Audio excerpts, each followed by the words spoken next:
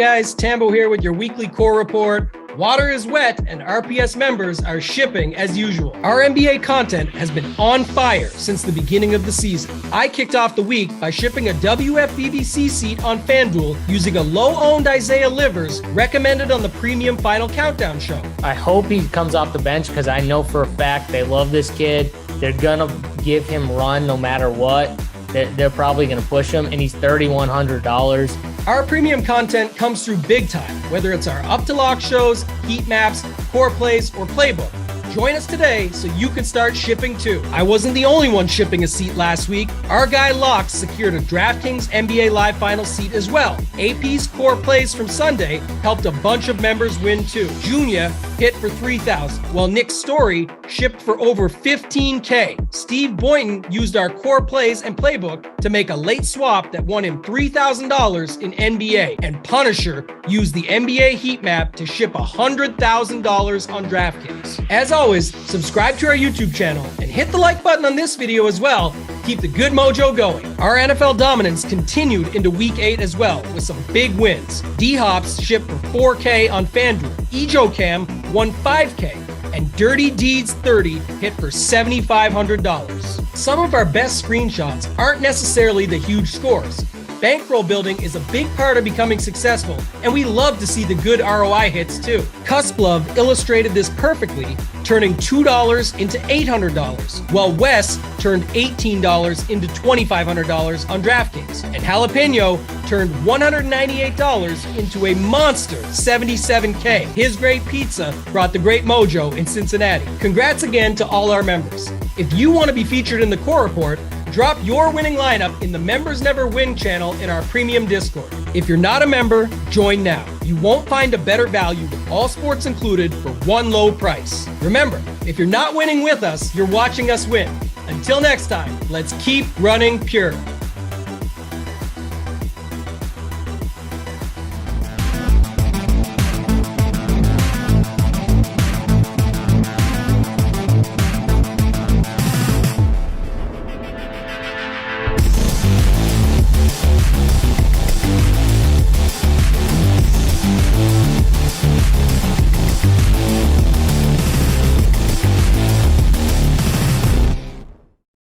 What's going on, everyone? Welcome to the Run Pure Sports NBA Hardwood show. We're here breaking down the Tuesday 4-game slate, which is nice. A 4-game slate. A lot of times on these Tuesdays or Thursdays, we see 2 or 3 games, but the 4-game makes it much more appealing from a DFS perspective, opposed to those 2 and 3 gamers. 4 games that are all relatively competitive, close spreads, decent totals. So we'll break it down here in the next 45 minutes or so. Our guy Mangone having some technical difficulties. He should be hopping in here at some point, but you got the Hoopster and you got DC. DC, what's going on? We were talking pre-show, the NFL trade deadline. A lot of big moves, which you typically don't see.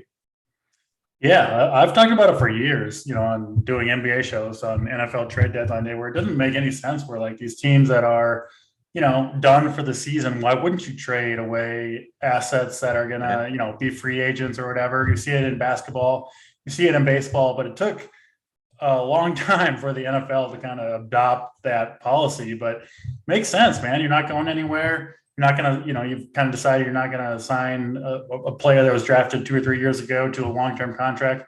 Yeah, get some draft picks back. And so we do see a lot of movement around the league, shaking things up a little bit, fun for fantasy football for DFS purposes, and obviously for real life football as well. So fun to follow. It is over now. I think all the trades have gone through that are going to gone through, but yeah, shaking things up a little bit. So that was fun to follow. And like you said, a good NBA slate today, 4 games, but 2 of them nationally televised, which is always fun to follow if you're a fan. And plenty of plays on a 4-game slate. So I think it's a good one. Yeah, certainly. Mangone has joined us. Technical difficulties. He worked his way through them. We're just talking some of these NFL trade deadline moves, and then anything about this NBA slate you want to touch on before we hop into it. Yeah, I didn't know that we started. I was like, DC is talking like he's on a show. Like, we're not on a show, right? Like, he's out here talking like he's like talking. They don't see me in on the pre-shows where I'm just sitting here doing nothing most of the time. Yeah, once the show comes on, I got to switch it on. I was like, this is weird. DC's already in his show now. I didn't know if we started on time because, yeah, it's a 4-game slate, right? There's not a ton to talk about. I guess we can talk about some deadline stuff. Which, like, I mean, it's fun. The Packers didn't do anything. So classic Packers just sitting there doing nothing. Yeah, it's good to see some teams make moves. I wish the Lions would have unloaded, right? Like, just say DeAndre Swift, see ya. Jamal Williams, see ya. Let's just have Reynolds run back there. Who cares? They can't though, because they just did that like a year and a half ago. Like the Stafford moves, like, all right, we're rebuilding. Like, you can't just rebuild it. I mean, the line, I was listening to. I disagree. I think you can continue to rebuild. Well, you need to for sure, but the problem is when you do that, you got to let Dan Campbell go too. So if they start to unload the roster, Campbell has to hit the road too, which I don't think they're willing to do. It's fine in the NFL, especially because like the revenue sharing and the revenue for the league is so high that your fans aren't going anywhere, right? I mean, like, if Lions fans haven't left yet, they're not leaving. God, man, it is so sad. I mean, honestly, like I said, I tuned into the sports talk radio today, and these people, like, because this was the year, every year is the year, but the Lions were the sleeper team this year. If you remember preseason, everyone was on their overs on the win totals. And it's like every season, and obviously I've dealt with my whole life, so I know better than to fall into that trap. But it's just, man, it's sad to see. And these people, they're still down there every Sunday tailgating for the game. They got their Lions gear on. They're buying the $200 seats. It's a tough scene for these Lions fans, man. If you're ever feeling bad about your own DFS results or your own sports takes, just tune into the local sports talk radio, and you'll find plenty of people who are having a harder time than you are. That's it's a tough go for sure. Two things: hit the like as always, hit the subscribe. Likes for the plays of the day. We're gonna need, I don't know, I'll throw out 400 now. So just get to 400 for the plays of the day. And then our guy Junior reached out, and he wants to give away a ticket today, a $100 ticket to the DraftKings contest. He'll PayPal the winner. So we're just going to go ahead and pick someone out of the live show chat. If you have something funny or I guess unique that stands out, you have a chance to win. So get in that live show chat in our Discord. We'll pick the winner from there, and Junior will send you that $100 for the DraftKings ticket. So thanks to him for doing that. We love when people kind of pay it back. Another big move, obviously in the NBA, Steve Nash gone, which is kind of funny. I don't know if that has any sort of impact on like DFS or anything. I mean, Mangone, any thoughts on that? I mean, you follow the stuff super close. I don't think it matters that much, but what could happen, like, and this is something like to monitor, like probably once it happens, unless you like kind of get like an inkling of it, but like, maybe it is someone like an Edmund Sumner starts playing more, like one of these like bench guys. Maybe they just start getting more work, and then it's like, okay, it's because there was that new coach there. I believe and I have to go back and look. Nash did not coach one game, right? If you remember, there's one game where he was like suspended or something, or either got kicked from the game. Maybe there's like a tell there that you could see maybe if something pops up. And I don't know though. I mean, maybe it is the Sumner thing. Like we kind of like Big T, I know was on like a couple of weeks, or not a couple of weeks ago, maybe like a couple of games ago. Yeah. Maybe it's something like that. Those are things like to look for once the change happens, or maybe see if there's any press conference stuff that pops out. I know everyone loves the good press conference stuff, but who knows? Maybe we get something an hour and a half before. He says, maybe, I'm going to shake up some lineups. And if he's going to shake up some lineups, that's enough information to tell us how to handle it. At least we might not know what's going to happen, but we know something is going to happen. So you can kind of either get off some chalkier guys, or maybe get on some lower owned guys that maybe people aren't even expecting, and try and just, take a shot at some low ownership plays. Yeah. A couple things in the chat. Someone mentioned asked a question, with the Run Pure membership, do I get SaberSim? So if you get the package that includes SaberSim, so we have packages that include SaberSim and don't include SaberSim. If you add on SaberSim, you get access to it right on our website. You don't have to leave runpuresports.com to use it. You can get access to Saber right on our website. We have a link at the top. Just make sure you choose a package that includes SaberSim, and then you'll have full access there. All right, let's go ahead and get into it. Again, Junior is giving away one of those tickets, $100 ticket. You got to be in our live show chat in Discord, so you obviously need to be a member to be in there. So if you aren't, you can get signed up, get in that chat, and you'll have a chance to win the $100 ticket. First game on the slate, we have the Warriors, we have the Heat, 225 total, 225.5, somewhere in that range. Miami favored by 1 in this game. So as I said in the opening, a lot of close spreads. This is another one, and it makes these games pretty appealing for DFS. On the Warriors side, kind of tough right now to trust any of their guys. I mean, I think Jordan Poole might be like the best fantasy option. He's been phenomenal, 6'6" for him. Draymond Green, a nice floor play. We haven't seen much of a ceiling out of him, but the price is fair at 5.7 on DK. Steph Curry, 9-6. I think it's probably tough to get to him on this slate. Klay Thompson kind of sucks right now. I'll just go ahead and avoid him for a little while. And then on the Heat side, definitely have some options. I always shit on Bam Adebayo. He's finally turned it around fantasy-wise. Again, I don't think he's a great basketball player, but fantasy-wise, he's hit 49 and 40 in back-to-back games. The price is still under 8K on him. He's checking in at 7-4. And that guy I keep talking about, I mean, he's never popular, but Kyle Lowry has been good from a fantasy perspective when you consider his price, and he plays a ton of minutes. Like in these competitive games, he's playing 36, 37 minutes. The price is 6.1K. I like Lowry. I'm going to keep kind of playing Lowry a little bit. I'll throw it to you, Mangone. First, thoughts here on Warriors Heat. Yeah, I want to talk about the Bam Adebayo thing because I think a lot of people don't realize, and this sounds dumb when I say it, but Dwayne Dedmon was out the last 2 games. That's part of the reason why Bam Adebayo, I think, saw better usage and better opportunity because of the way the rotations were aligned and set up. They went to some more smaller ball lineups, and I think that did benefit him. As crazy as it sounds, maybe it was just some weird, wonky sample size thing, but I truly think it did matter a little bit because he was the only center that they had in town, so they could go to some more small ball lineups. Dedmon is supposed to be back today. Curious to see how they use their rotation with that. Not saying I want to play any Dwayne Dedmon, but I think that might hurt Bam Adebayo a little bit. And I think there's other options that I just prefer in that range. When we get to a center, I definitely want to kind of talk about it. Jimmy Butler's price is not bad. He's dropped a huge game last one. He had I think it was 6 steals. Had a huge game, 60 fantasy points against this team not too long ago. Butler's fine, but there's other power forwards I prefer, so I'm really not getting there. I think you have some good takes on the Kyle Lowry stuff. You could take a shot on him if you want to today. Price ain't bad at 6-1. If I fall in that range, I'll consider it, but not someone I'm going out of my way for, at least at this time. And I'm not really looking to go out of my way for any of these Heat options. Just no one I'm really looking to play here. So 4-game slate.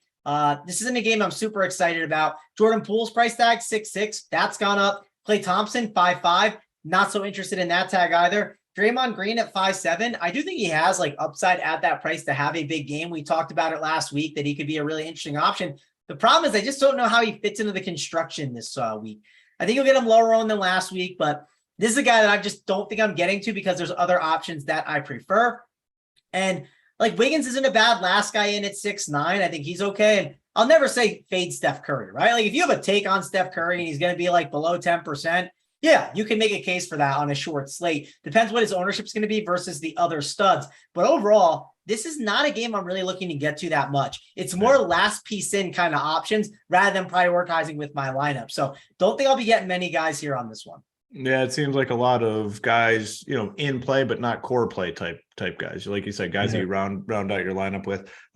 Just an update on the ticket giveaway. I think we have another ticket that's going out to Big Dick Nick, I believe, right, DC? Yeah. He said he wanted to give it. I didn't see the details on the ticket, but I do think it was an $88 ticket he wanted to give away. Yeah, so we'll very have nice. $100 winner and then an $88 winner as well. So 2 winners. Couple people have asked in the chat. Just post something in there that stands out. We'll pick a couple of the best comments, and you guys will win tickets tonight.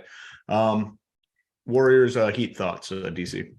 Yeah, I agree with most of what you and Mangone said. Where kind of a common theme in NBA is some of these games that have last guy in type of teams, they make more sense as late games than they do on early games, right? You don't necessarily want to lock in a last guy in the first game of the night, and then you're kind of cutting yourself off potentially from value plays later, from plays that could emerge.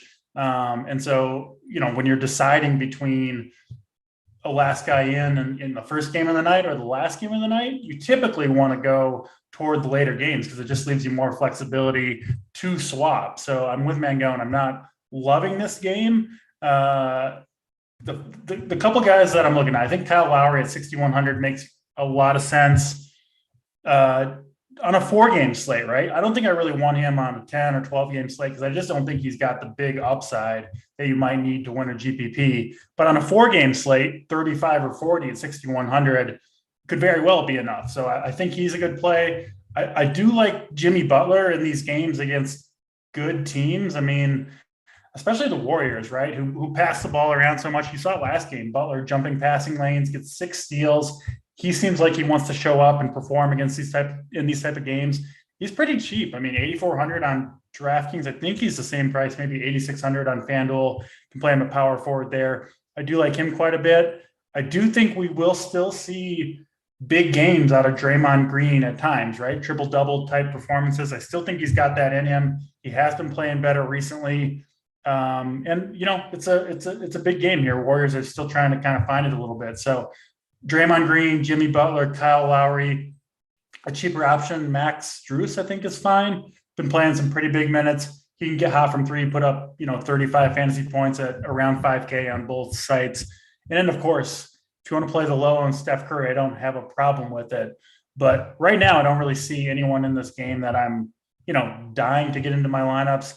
I certainly wouldn't be going with the game stack here. Probably limited to, I don't know, 2 on each side would be, I think, the max I would be willing to go. You don't want to go crazy on this game. I just think there are, even on a small 4-game slate, better spots to go to. Yeah, I think kind of all in agreement on that one.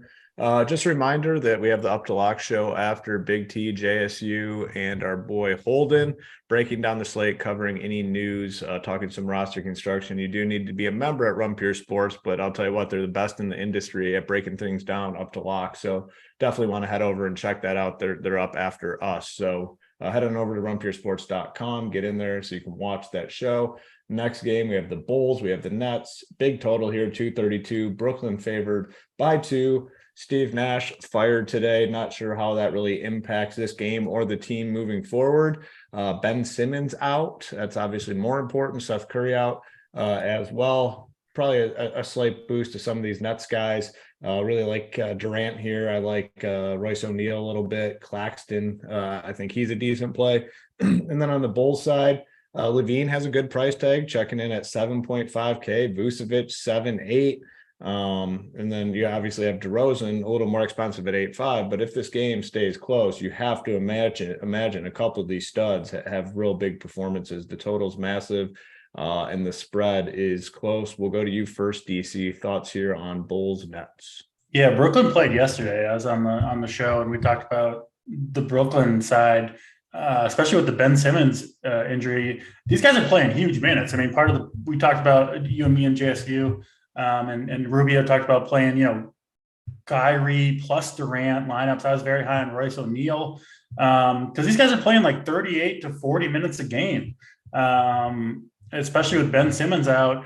Now, it's interesting. We just don't know if that's going to continue necessarily for this one game. They fire Steve Nash.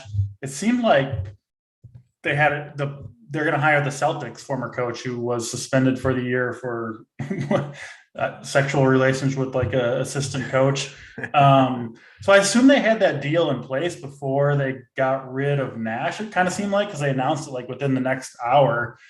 So we're going to see I think an interim coach for like 1 or 2 games here. It's not, if you had to guess if you're an interim coach and you get control of the team for 1 game, I would assume you're just going to let the stars play and let them go try to win the game, right? You're not going to be the one to like try to bench these guys. You want to get the win on your record if maybe it's the only game you get to coach. So I kind of think they're all going to be back out there for 38 to 40 minutes. But a little bit of risk that he goes a different direction, changes things up. But I think the most likely thing is we see big minutes out of Irving, Durant. I mean, we talked yesterday, it's the same thing where they don't really have much other offense, the Brooklyn Nets do. So I think Kyrie, Durant, both good plays here. I'm going back to Royce O'Neal, especially with Simmons out. Listen, on a 4-game slate, you're going to give me 38 minutes at 4,800 or whatever it is for a guy who will shoot threes.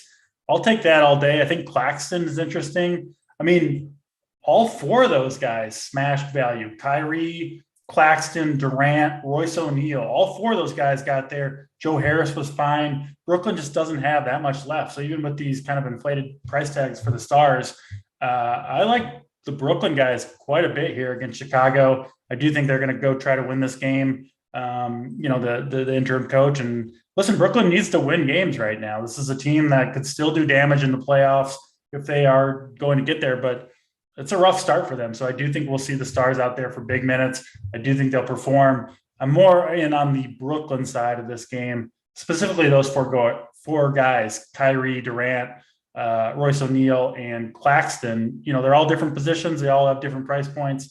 So you can kind of mix and match. I don't mind playing 3 or maybe even 4 of them on one team, to be honest. Think the Brooklyn guys are a good bet tonight, just like they were last night. Chicago gets a little complicated, right? When you get Levine, DeRozan, and Vucevic all playing on the same slate, assuming Levine is going to go here. But yeah, no Andre Drummond. You should see Vooch out there for big minutes. And Brooklyn, I mean, just awful defense, awful rebounding.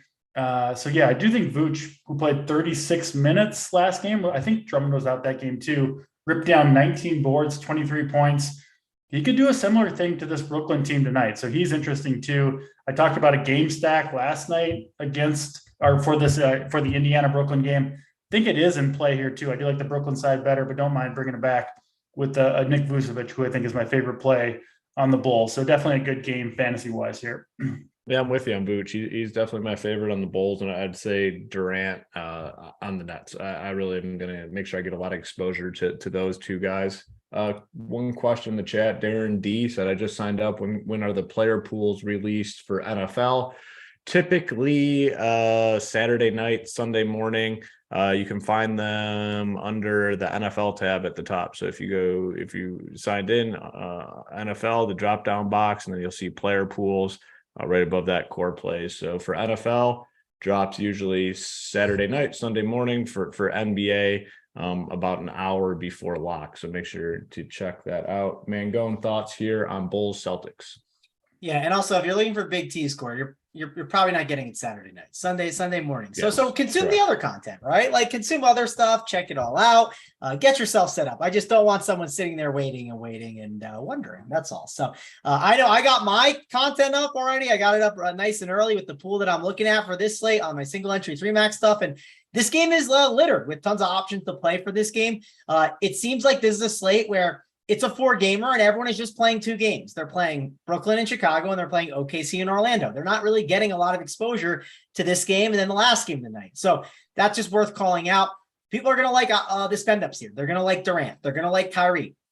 All good options. The question is, at their ownership, are there better options that you would rather go to? That's something I'm going to be looking at when building out my lineups. Like, if it's Kyrie or SGA, who do I think is better? I personally think it's SGA here in this spot. KD, I think he's a great play. But do I want to spend 10-2 on him? We do have enough value where I think we're able to make it work. But I think there's some other forwards that I'm kind of considering a little bit. It is a route where I think you can get 3 studs tonight. Some of the studs I'm looking at are, like I said, those Brooklyn guys, but I'm really looking at these Bulls that I like a lot. With no Andre Drummond, that's really massive for a guy like Nikola Vucevic. It's kind of similar to the Bam thing. When they don't have a backup center, then there's those small ball situations. And sometimes they just decide that small ball thing ain't working. And they just kind of play Vucevic a little bit more. And it's just a better opportunity for him. We do have to wait on some news. I believe like Levine and Io will play, but you just never know in the NBA. So stay tuned for that. And stay tuned for all the other news that we could be getting, because out of nowhere, just news pops up. Vucevic, I think, is one of the better spend-up options. Center as a whole is not my favorite position, where I think just plugging in like the chalk Vucevic might be the correct move. There are some spend downs that you can take some shots on, or other pivots. Like I think a pivot to a Bam, I understand, but I just like Vucevic more. A pivot to a Wendell Carter Jr., who we'll talk about in the next game. Don't mind him, but like I said, I like Vucevic more. I'm just playing him today. It seems like that's just the route that I'm going. I do think if you do see the small ball lineups, we talked about this on the bet show a bit. Who is the guy that's going to benefit from this? I think it's Pat Williams. It looks like he is the guy that's going to get that run. If you look last game, we talked about Javonte Green on the bet show. He did not get as much run in the small ball lineups. He was always on the court with Vucevic.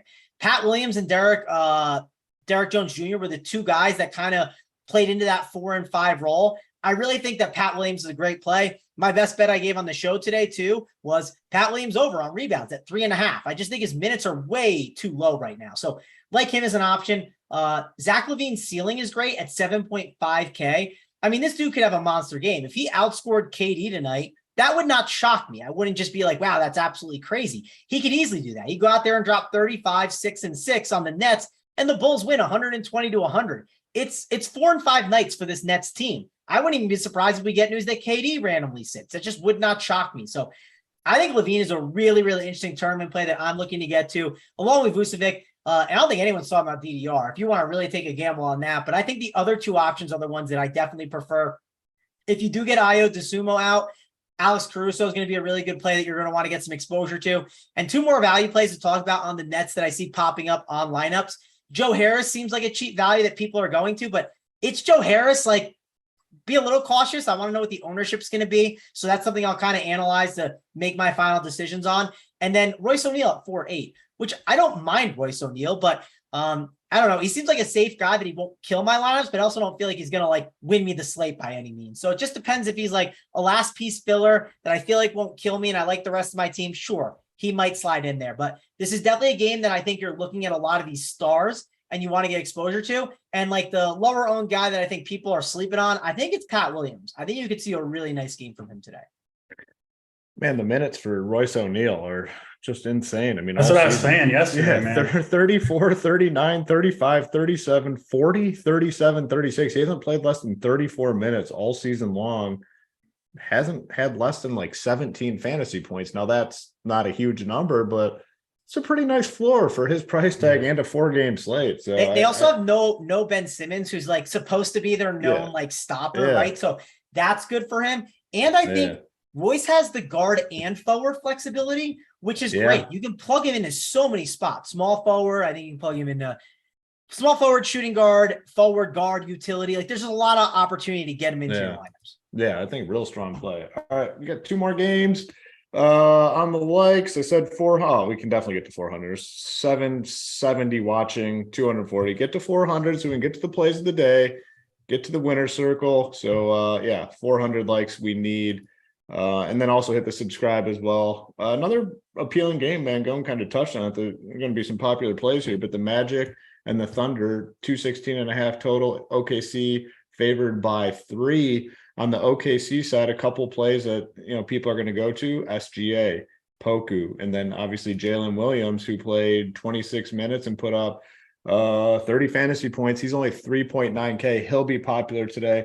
On the Magic side, all the bigs I think are going to get some ownership. Wendell Carter Jr. will get a little bit. Paulo will get a good chunk. I mean, he's popping in the projections, and then even Franz Wagner at 6.5K. So we have plays here. You look at these 2 teams and it feels nasty, but there's some fantasy goodness here for sure. DC, I'll go to you first. Thoughts here, Magic Thunder.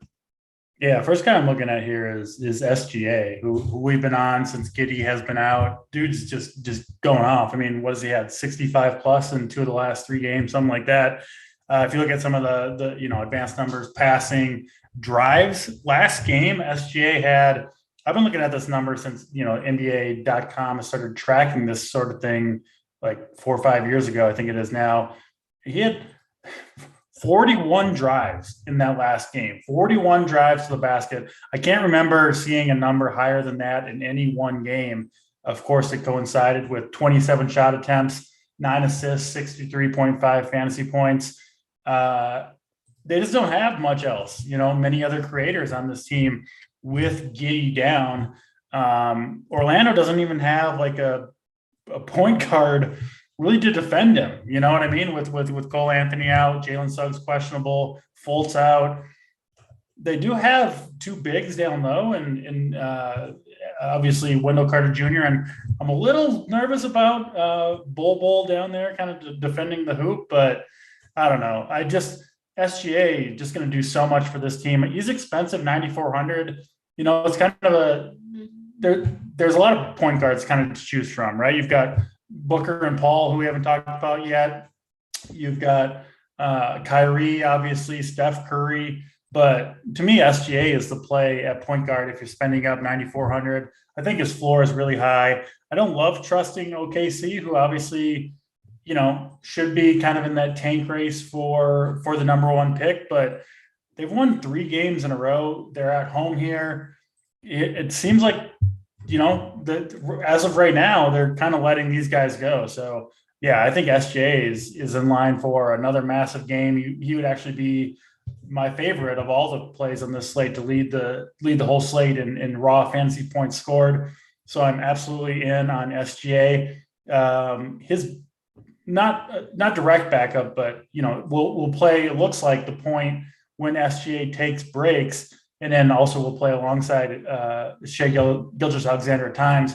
Jalen Williams, who was a top pick for the OKC Thunder, He looked pretty good in that last game. What he played, 27 minutes, put up some good numbers, 30 fantasy points, 3,900.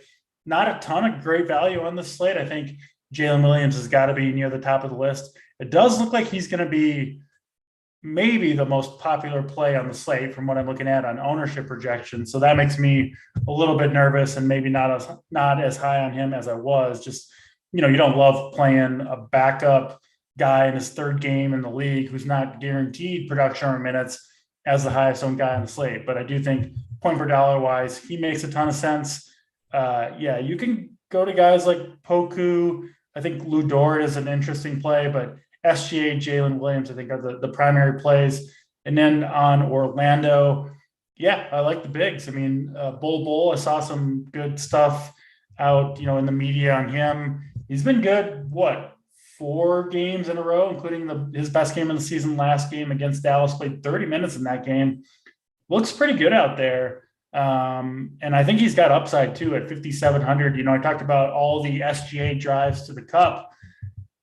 That could potentially lead to, 4 or 5 blocks for Bull, who's a massive dude down there. And that's kind of what he does. So I think he's got some upside, especially over at FanDuel, who gives you the extra point for the block. So another good game here for sure. You can go to several different options. Franz Wagner, I think is a decent play as well, but Banchero, of course, has been incredible. He could take over this game. Another game that you could go to a potential game stack if you wanted to. All right, Mangone, before I toss it to you, or before you talk about this game, talk to us about the head-to-head challenge you got here going in the chat. Someone talking shit. I mean, it's very easy nowadays. I mean, if you think you can beat someone, just got to send over that head-to-head and see what's up. And, talk to us about that and then this game. Yeah, I mean, listen, we do laugh about like the challenge to a head-to-head is like kind of dumb, but like he literally said, "He'll destroy me." So like, I'll play you head-to-head. Just send it over. It better be more than $1, right? Like, let's not be sending dollar head-to-heads. Let's at least put some skin in the game. Let me know your name, and I'm happy to go up against you if you like. It'd be fun. I won't even just throw in the optimal lineup. I'll put whatever my tournament team is. I have confidence in what I'm putting out there, so no worries about that. We did get big news though. Jalen Suggs is in, which I think matters a little bit.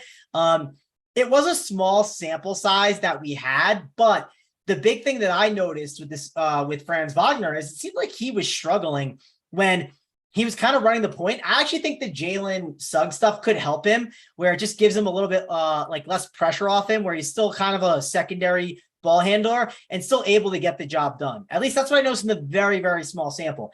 I did notice that Paolo Banchero's usage rates go up actually with Suggs on in the last 2 weeks. And again, it's very, very small sample size, but I already liked Banchero and I already thought the projection was wrong on him. I still think it's wrong. I think it's a great spot for him. I think he's one of the better plays on this slate. Like if you say Kevin Durant or Banchero, which you could play both, but if you say you have to pick one, my lean right now is Banchero. I don't know what the 2v2 is. That's something I'm gonna have to see and check out. But I really, really think the Banchero idea is super interesting over a guy like Kevin Durant. I understand it's a 4-game slate. He's going to get some ownership. This guy's going to be 5% or something crazy, but he seems like someone I want to prioritize tonight. Wendell Carter Jr. is fine, but not someone I'm dying to get to. I do think you can make a case for Mo Bamba at 3.5K just because center today I don't think has a ton of value. And if you think the center position does dud, I think Mo Bamba can really get the job done at 3.5K. So I'm certainly very happy about Mo Bamba today. I think he's a really interesting tournament play. If you are going to be doing MME, I'm in on him. I see you laughing over there, Hoop. So before I get to the Thunder, what's going on over there? Oh, there's just some good stuff in the chat. Your boy Ron said he says he's going to clap them RPS cheeks tonight. Nice. You'll love to see it. Well, send it over, Ron. The name is Mangone. It's your job to send it to me. I'm not sending it. What's the you said no $1 head-to-heads. What's the lowest acceptable head-to-head challenge amount? I mean, 50 is fine. I'm down for that. But like, 50, like a dollar, like what are we doing? Right. You know what I mean? Like there's nothing worse than the guy that's like, yeah, I'm like, oh, I really think that this is like a great bet. Like you're an idiot for liking this. It's like hold it on Twitter. I go on his DMs or on in his comments. And I said, oh, that's a big trade for the Dolphins, like Super Bowl income. He goes, I'll give you the Bills. Spread can have the Chiefs and you can have the Dolphins. Like, yes, I get a 28-1 and you get a 2-1 holding. That makes a lot of sense. Like, thanks. Like, we've all gambled with people like that. Or it's just like, come on, man. Let's be real here. Yeah, even Steve Boynton jumped in there. Oh, I'll take the Bills, LMFAO. Like, thanks, Steve. Congrats. Like, I'm outing you all. You guys are cowards for that. But anyways. Ron, send it over. Down to see if you can clap those cheeks tonight. We'll see whose cheeks are in trouble by the end of the night. Let's talk about OKC though, because I think you guys brought up some really good points. Jalen Williams, I think he's a really good play, and I think Tyler brought up a really good point on the bet show. They know who a lot of these other guys are, and they don't really know what Jalen Williams is. And OKC sent down a lot of guys. They probably want to see what's up with Jalen Williams. So I kind of agree. Jalen Williams is seems like a good chalk option. I would be a little cautious of how much OKC I play. Like, everyone's playing like 3 or 4 OKC. Is that the hill to die on tonight? Like, I just don't know if that's the hill. Yes, I understand there's not as many good value plays, but I'm considering running one of my lineups as just a max of 2 OKC guys and then just seeing what happens from there. Like, I'm not dying to play all these other options. There's good values elsewhere. And I think people just run the projections sometimes. They just say, oh, I'm getting 3 or 4 OKC. That doesn't mean you have to do it. There could be some really great alternatives that are way lower owned. And again, it's OKC. They like to run a deep rotation and just do wonky stuff. Yeah. My process with NBA is to try to figure out who I think are the best plays without looking at projections, without looking at ownership, and then see what ownership and projections say. And then, kind of base my plays off of that. And my initial conclusion without looking at that stuff was that Jalen Williams would be a good value play. But then you see him coming in as the most popular play on the entire slate. And you're like, okay, maybe I need to scale it back here, especially because I do think he is kind of competing with SGA for minutes and just kind of the usage as the lead guard there. So makes me a little nervous playing both as Big Chuck. Yeah. One more thing to call out too, that I noticed on the bet show when I was kind of looking at some stuff. We talked about it a little bit last week. I talked about SGA and I was more worried about his floor. And on that Thursday, I was right. I got the 44 game, but I don't know. Sometimes results come in and you might actually be wrong. And I feel like I might be a little wrong by looking at some of the numbers that I've seen. If you look at Shai Gilgeous-Alexander's fantasy point per minute, you're going to smash, man. Yeah. Here's the key. His projection right now on fantasy point per minute, it's really low. It's I'm trying to think of what the number, it's I think it's 1.2 or 1.25 that the industry has. And his current one is 1.56 in this situation.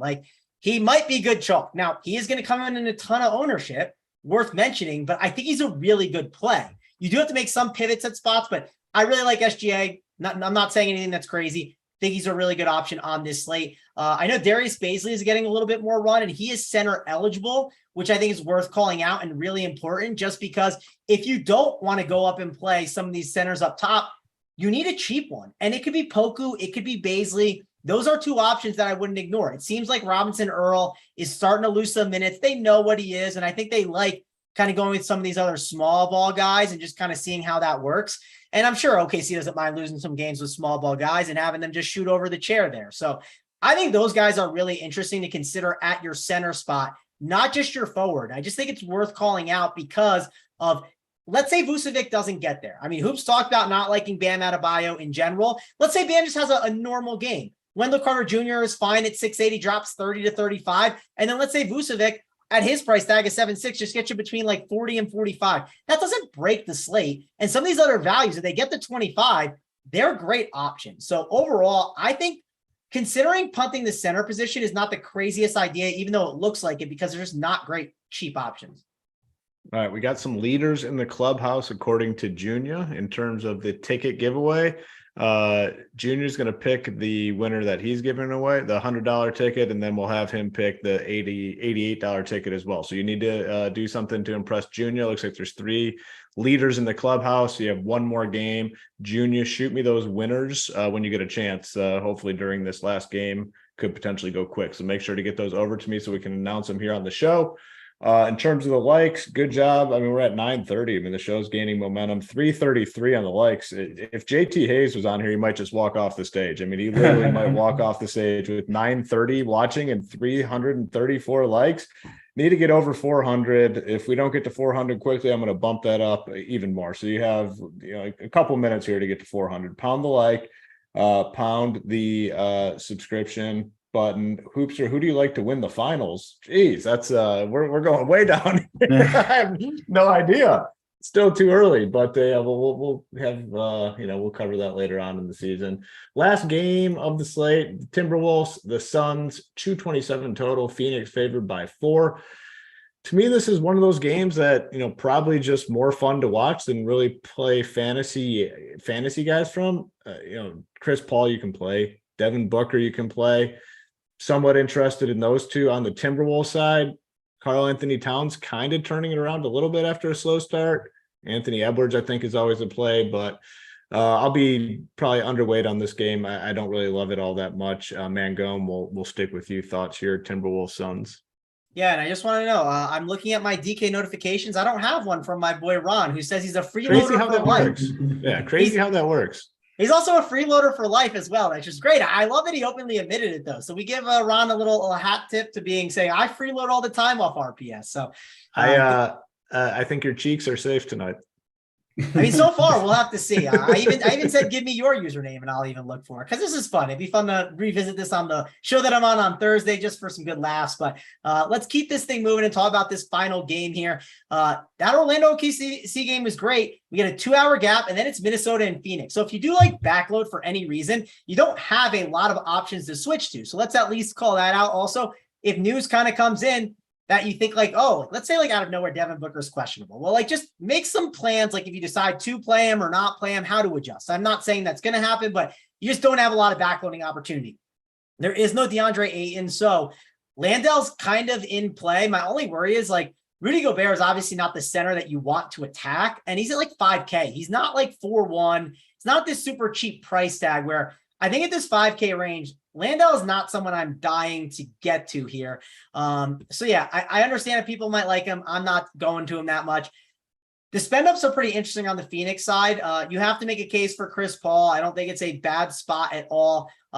Minnesota, I'm not scared of them defensively that much. 7.7K, you just got to decide, do I want to spend that tag on Chris Paul? I probably don't end up doing that because I just like other guys in that range that I'd rather go to. Devin Booker at 9K seems like a pretty contrarian spend up that I think can break the slate for you. So I do not mind going to him. I think he's a pretty interesting option, and he's shooting guard eligible if that matters. Sometimes that can be a tiebreaker in some scenarios, but I don't think it'll matter that much with Jalen Williams probably slotting into that shooting guard spot in a lot of people's teams.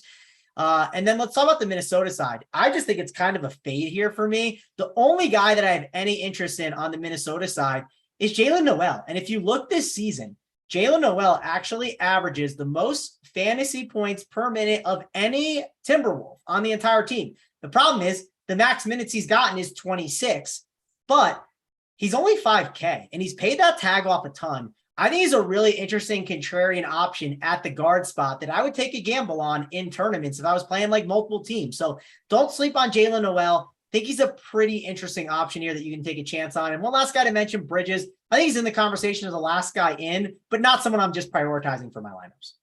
All right, you guys got to the 400. Let's keep the momentum going, though. You don't need to stop. I mean, that's the thing that tilts me the most. Like, you guys get to the number and then it just dies. So please continue to hit the like and subscription. I mean, 940 watching, 410. We can do better before we get on out of here. I have the ticket winners. I'll announce right after DC breaks down this Timberwolves Suns game. Any interest here, DC? Well, first of all, let me say, the Timberwolves have tricked me into being a good team like 14 years in a row. So I've tricked once again this year. This team, I'm it took me 8 or 9 games here, but actually, DC, I want to touch on this real quick because Hoop is going to love this. Let's look at the Timberwolves schedule, right? Because this team is so good. Everyone talks them up. Who have they beaten? They've been. I've watched all the games. I'm a Timberwolves fan. I was season ticket holder for 3 years in Minnesota, but they've had the worst schedule. They have not looked good. I think the Suns.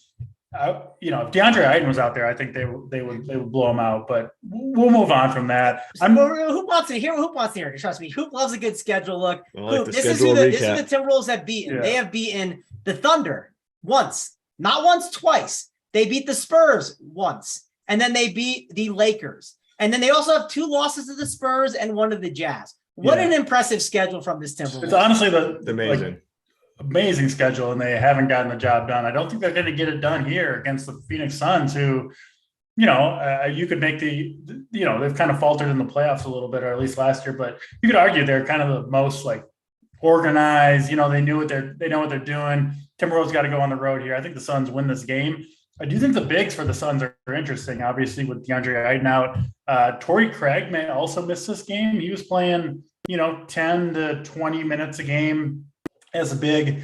And Mangone, you mentioned kind of I get the tough matchup thing, but the Wolves play Rudy Gobert and Karl Anthony Towns, like 33 minutes plus a game each, oftentimes with each other. The Suns were going to have to match that, at least to some extent, to compete on the boards here. So I actually like the Suns bigs because I think they're going to have to be out there, maybe even 2 of them at a time. And they shoot threes. Jock Landale is averaging a decent bit over fantasy point per minute on the court this year, despite shooting 2 for 15 from the field from 3. These guys can shoot the 3 a little bit. And that's what you want to do against Gobert and Towns, who, Towns is just kind of slow, can't get out there to defend. And the Wolves' defensive scheme, they drop Rudy Gobert back to defend the rim. They'll leave those guys open to launch threes. So Biyombo, and especially Landale, I think, has a chance to go off here. I do like him quite a bit. I think Chris Paul can get the job done here against that, D'Angelo Russell, Jalen Noel defense.